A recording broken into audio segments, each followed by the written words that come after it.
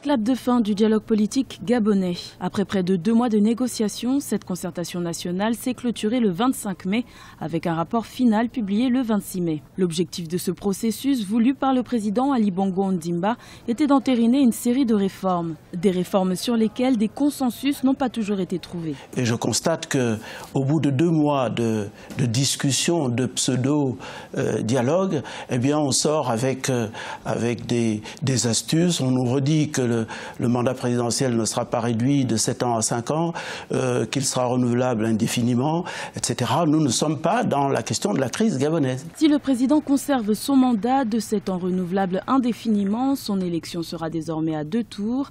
L'influence du chef de l'État sur la Cour constitutionnelle reste inchangée.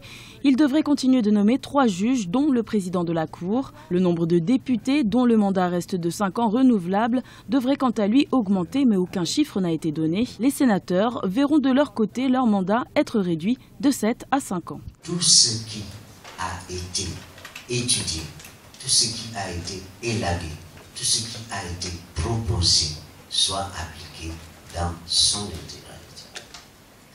Mais il se trouve que le pays a des institutions en place. Ce sont ces institutions qui vont procéder au filtre. Ce dialogue achevé aura-t-il suffi à réconcilier les Gabonais entre eux et à redonner espoir aux nombreuses familles sinistrées au sortir de la crise post-électorale d'août 2016? C'est là toute la question. Les conclusions des travaux menés pour la modernisation de la vie publique gabonaise devraient être transformées en texte de loi dans les prochains mois.